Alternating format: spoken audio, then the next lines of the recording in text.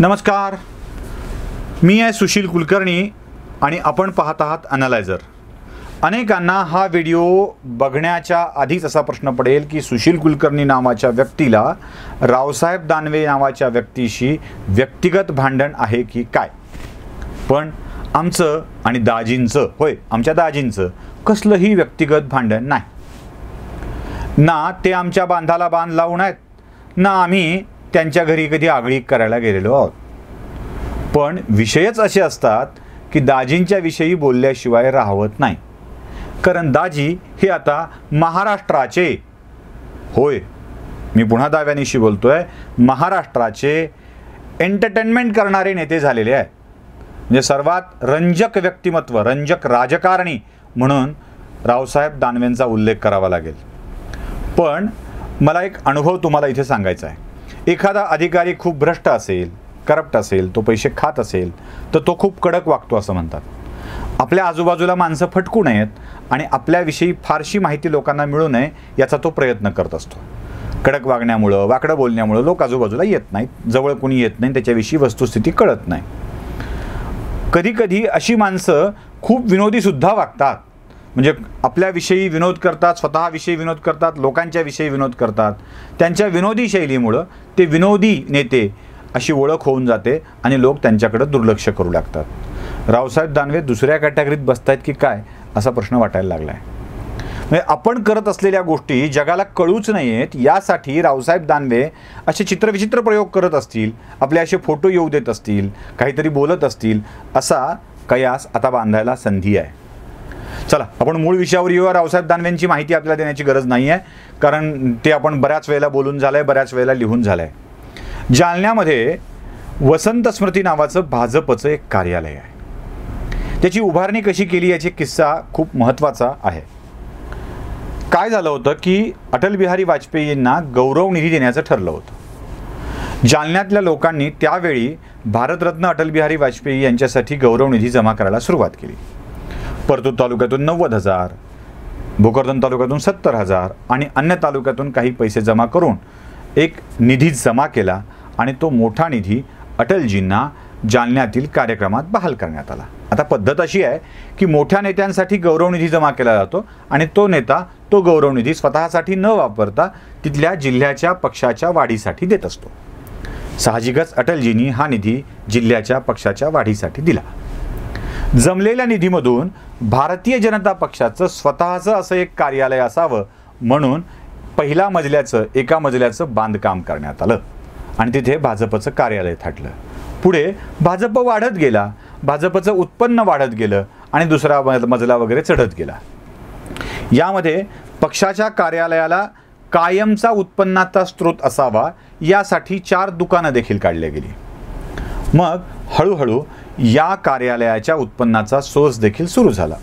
4 गाळे भाड्यानं जायची, त्यातून मिळालेल्या उत्पन्नातून लाईट बिल, मेंटेनन्स या सगळ्या गोष्टी केल्या जायच्या. आता भाजपचं कार्यालय असताना तिथे पहिल्यांदा एका साखर कारखान्याचं कार्यालय होतं. टौर नावाचे जिल्हाध्यक्ष होते आणि त्यांनी ते साखर कारखान्याचं कार्यालय म्हणजे ऊस बेने विक्री केंद्र हा काढून टाकावं यासाठीचा आग्रह धरला होता आणि ते ऊस बेने विक्री केंद्रातून काढून टाकण्यात आलं होतं. तौर अध्यक्षपदावरून उतरल्यानंतर या कार्यालयावर बहुतांश वेळा ताबा राहिला तो रावसाहेब दानवे यांचा. आता त्या कार्यालयावर पाटी आहे केंद्रीय मंत्री रावसाहेब दानवे यांचे कार्यालय, ते भाजपचं कार्यालय नाही. वसंतराव भागवतांच्या प्रतिष्ठानकामार्फत उभारण्यात आलेलं कार्यालय, जे अटलजींच्या गौरव निधीतून उभा करण्यात आलं होतं, जे भाजपच्या सामान्य कार्यकर्त्यांनी पै जमा करून उभं केलं होतं, ज्यात भाजपचे त्यावेळेसचे खासदार पुंडलिक हरी दानवे यांचा देखील सहभाग होता. पुढे पुंडलिक हरी दानवेंना भाजपच्या बाहेर जावं लागलं. खरं तर ते मोठे स्वयंसेवक होते, ते का गेले, कसे गेले हा इतिहासही सगळ्यांना ठाऊक आहे. त्या कार्यालयावर आज कोणाचा ताबा असेल तर तो आहे रावसाहेब दानवे यांचा. आता त्या 4 गाळ्यांचं काय झालं हा प्रश्न आपल्याला पडेल. त्यातली 2 गाळी ही एका व्यक्तीला देण्यात आलेली आहेत. ते व्यक्ती कोण आहेत तर ते आहेत भास्करराव दानवे, रावसाहेब दानवे यांचे बंधू. बघा, रावसाहेब दानवे भाजपचे केंद्रीय मंत्री, रावसाहेब दानवेंचे चिरंजीव आमदार संतोष दानवे जालना जिल्ह्याचे अध्यक्ष, जे भोकरदनचे आमदार पण, भास्कर दानवे जे पक्षाचे उपाध्यक्ष आहेत आणि पक्षाची मालमत्ता असलेल्या गाळ्यामधून 2 गाळे त्यांच्या ताब्यात आहेत. आणखी 2 गाळे एका व्यक्तीच्या ताब्यात आहेत.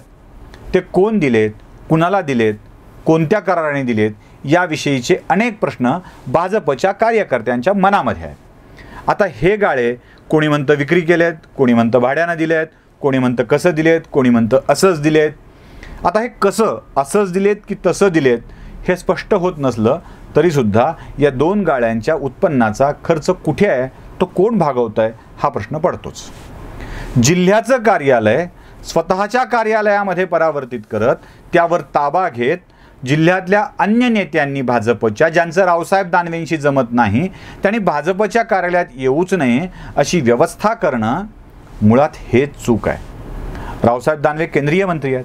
त्यांनी मोठ्या मनानं ते पक्षाचं कार्यालय वसंतराव भागवतांच्या स्मृतिप्रतिष्ठानकडून असल्यामुळं त्यावर आपला बोर्ड न लावता पक्षाचा बोर्ड लावणं आवश्यक होतं. पण दानवेंनी आपला बोर्ड लावला आहे. आता ते कार्यालय म्हणजे दानवेंची प्रायव्हेट प्रॉपर्टी झाल्यासारखं त्याचा वापर होतो आहे. पण वास्तविक ते कार्यालय भारतीय जनता पक्षाचं आहे. आता भारतीय जनता पक्षाचे कार्यकर्ते या कार्यालयावर ताबा मिळावा अशी मागणी करू लागलेत. पण चिरंजीव अध्यक्ष असल्यामुळं त्या कार्यालयावर ताबा कुणाचा असेल हाही मोठा प्रश्न आहे. वाद खूप आहेत, चर्चा खूप आहेत, पण दाजी अशा छोट्या छोट्या विषयामध्ये संधी देतात वाद घालण्याची. आमची दाजींना विनंती आहे, दाजी कार्यकर्त्यांनी पैसा जमा करून ते उभा केलेलं कार्यालय, जालन्यातली एखादी वास्तू पक्षाच्या नावावर असल्यानं आपलं तरी कुठे बिघडणार आहे, त्यावर आपला बोर्ड काढून पक्षाचा बोर्ड लावा, म्हणजे तुमच्याच पक्षाच्या कार्यकर्त्यांना बरं वाटेल. आता आम्ही हे का बोलतोय तर तुमच्याच पक्षाच्या कार्यकर्त्यांनी या भावना आमच्याकडे व्यक्त केल्यात म्हणून हे बोलावं लागतं आहे. दाजींना सांगणं आमचं काम आहे, आमचं न ऐकणं हे दाजींचं काम आहे. त्यामुळं आपण सांगत राहायचं, दाजी त्याला कानावेगळं टाकत राहतील. नमस्कार, मी आहे सुशील कुलकर्णी आणि आपण पाहत आहात अॅनालायझर न्यूज.